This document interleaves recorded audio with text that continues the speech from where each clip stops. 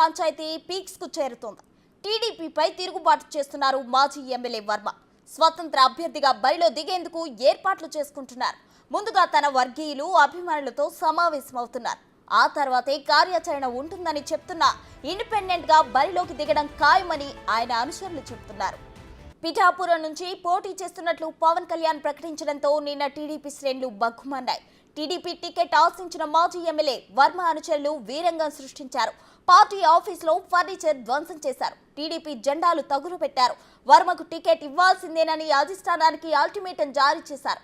దీనిపై స్పందించిన చంద్రబాబు ఫోన్ చేశారు.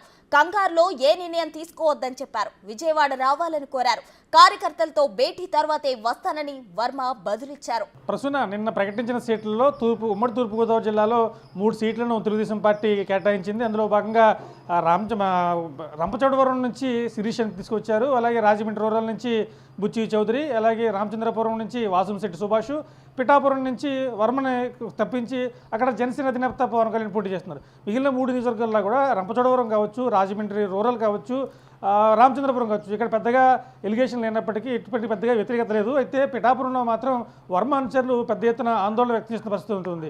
ఎందుకంటే గత 20 సంవత్సరాలుగా పిఠాపురంలో వర్మ అధికారంలో ఉన్నా లేకపోయినా కానీ ఖచ్చితంగా తెలుగుదేశం పార్టీ గెలుపు కోసం, పార్టీ కోసం కష్టపడి పనిచేస్తారు. పిలిస్తే పలికే వ్యక్తి స్థానికుడు అని చెప్పి అక్కడ నిన్న కార్యకర్తలంతా పెద్ద ఎత్తున ఆందోళన చేసిన పరిస్థితి ఉంది.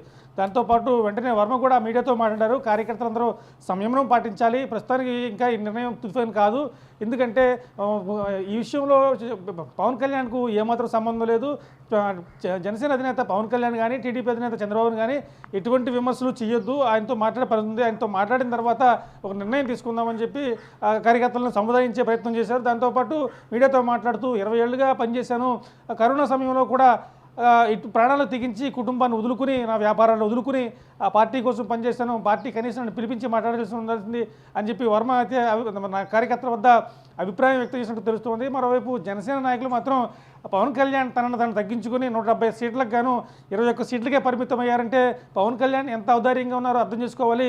ఖచ్చితంగా ఈ అరాచక ప్రభుత్వం పోవాలనే ఉద్దేశంతో తెలుగుదేశం పార్టీతో పొత్తు పెట్టుకున్నారు. ఒకవేళ పొత్తులో లేకుండా పొత్తులో భాగంగా కనీసం 75 సీట్లు అడుగుంటే తెలుగుదేశం పార్టీ ఏం చేసేది, తెలుగుదేశం కార్యకర్తలు దీనికి సమాధానం ఏం చెప్తారనేది జనసేన నాయకులు కూడా, కార్యకర్తలు కూడా ఆగ్రహం వ్యక్తం చేసిన పరిస్థితి ఉంది.